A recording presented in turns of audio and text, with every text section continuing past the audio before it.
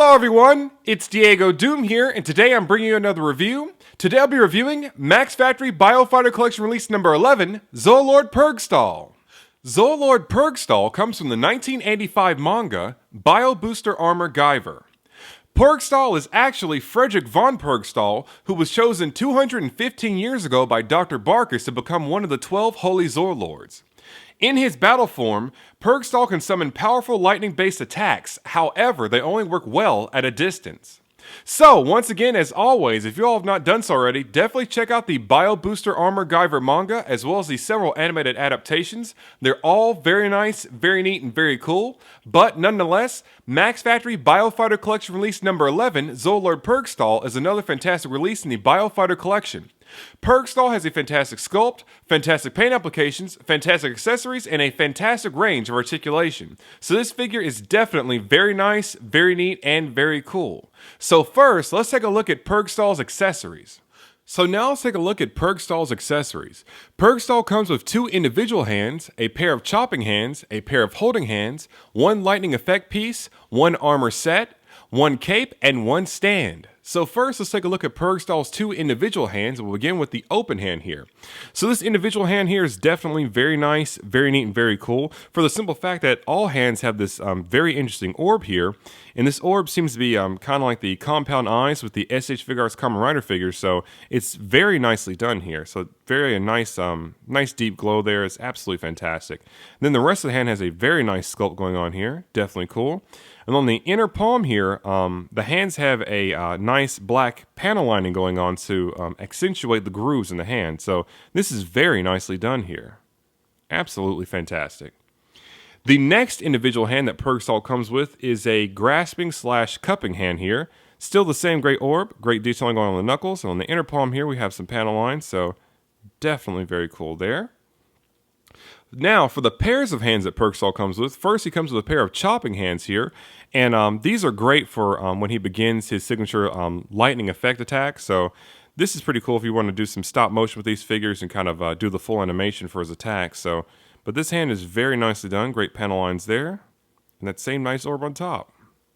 Then the last pair of hands that Pluqsthal comes with is a pair of holding hands here, and this pertains to his lightning effect piece. So this hand is very nicely done. It's pretty much a fist, but it has a hole in the top here. So, excuse me, in the bottom here. Let's see. One has a hole in the top, apparently, and one has a hole in the bottom, which is kind of new to me. I never noticed this about this figure, so that's pretty interesting. So this is for the right hand, I believe, and this one's for the left hand. So we'll work with the one with the left hand. So, both hands are very cool. They have a peg in the top, pretty much as a fist with the orb and everything like that, so definitely cool there. Now, how these hands attach is via a peg system, and this is absolutely fantastic for the Max Factory Biofighter Collection, because as we all know, a lot of the figures have pegs that stick out of the forearm, which makes it a little bit scary as far as, you know, you're afraid the peg might snap off inside of the forearm, but now we just have these ball pegs for Pluqsthal, which makes this very easy to swap in and swap out. So all we gotta do is just push that in, and that's about it. Now, of course, you don't have to be as careful or fragile with this figure because the hands swap out pretty easily, but still, at the end of the day, do handle these figures with care because we all know these are hard to come by.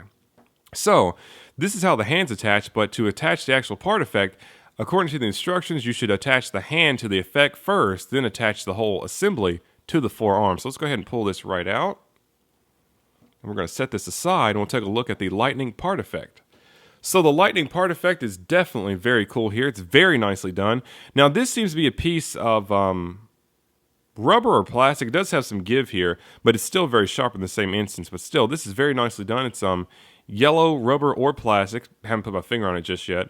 But definitely pointy and very nicely done. Very random surges going on here. So absolutely fantastic. This is definitely very nicely done. Now, how the hands attach to this piece, there's actually a peg here. Let's get some focus. There's actually a peg right here that the hand's going to peg into. So we're going to go ahead and grab our hand here. And we're just going to put that right on that peg. Now, this can be a little bit tricky at times because you just have so much of a jumbled mess here. But just do it as best you can. You should be able to slide this in. And at times, I admit it's difficult for me to do, so get that in there and push that on that peg. Let's see if I can get that again. Drop the fist out. Because it can definitely be a little bit tough and kind of annoying. So let's see if we can get that in there. Let's see. think we got it. Let's hope so. Okay. Right. So now we have the hand pegged into the peg inside the lightning effect. Now all we have to do is attach this whole assembly to the rest of the forearm. So we'll grab the rest of the figure here and just peg that in. And honestly, in this hole, you kind of have to slide this in wherever you can, and it should line up appropriately. So we'll just put that in there and turn that the proper way. See if we can get that in. It's kind of tough, and I think maybe I've messed myself up with not having this in a practical way first, but just attach it like so. But for now, you get the gist, so it's definitely very cool here.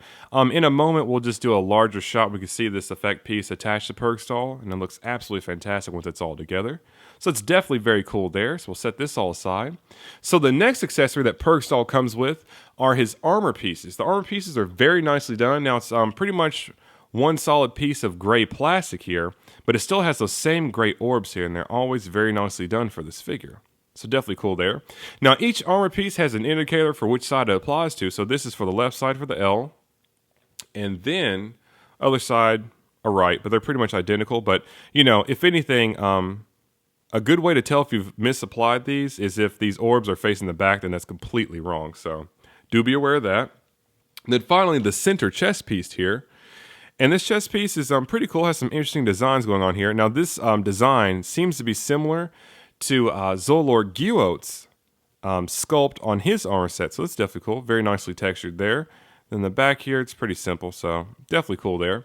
Now, how these armor pieces actually attach, we'll grab Pluqsthal over here.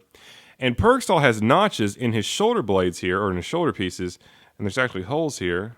Get some focus going on. Yes, okay. So there's holes in the shoulder pieces here, just peg those right into the appropriate side. And how to apply the center chest piece, we have to remove Pluqsthal's head. So Pluqsthal's head is on a ball joint, so we're just going to pop that right off. So now I have a headless Pluqsthal. We're just going to go ahead and apply these armor pieces.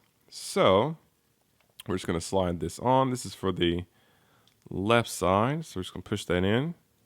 All I have to do is just line the peg up on the inside here with the hole in the top shoulder, and it'll go in pretty snug. Just like so. Same thing on the other side here. We're just going to find that. Let's get some focus going on there. So over here, just going to do the same thing. Just push it right in. And that's it for the two shoulder pieces. And now finally, we're going to add the top chest piece here. And just push that right on like so. Fits in pretty snug. Then you grab the head and push the head back into its socket. And there you have Pluqsthal with his armor set. So this is all a little bit close up, but in a moment we'll just get a larger shot of everything equipped. So it's definitely cool there. So the next accessory that Pluqsthal comes with is his cape. Now this is pretty much signature for this figure, or excuse me, for this character, and it's very nicely done. I believe this cape is made out of a silk material. It feels pretty soft to the touch, so it's pretty nicely done, very vibrant and very white. Then on the bottom here, there's actually weights, and they're very stylized and match the character well to actually hold this cape in place, so it's just not flipping and flopping around like a raggedy piece of cloth. So this is very nicely done. Now this cape actually goes on underneath the armor pieces, and all you have to do is line up the peg holes from the armor pieces through this hole and then push them down into the figure's shoulders. So it's definitely very cool. I'm not going to lie though, but this can be a little bit troublesome attaching, so it's still cool, but at times I wish that this was just, you know, a hard piece of plastic for the cape, like with the Ultraman Brothers mantle or something like that. So, but it's still a very nice accessory.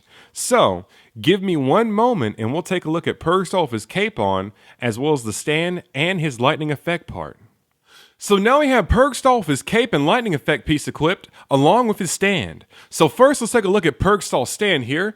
Now this stand is very nice, very neat, very cool, and very standard as always with the Max Factory Biofighter collection. So what we have here is the same great stand with a black matte finish with the Bio Booster Armor Guyver logo embossed with a glossy finish into the stand. So this is definitely very cool here.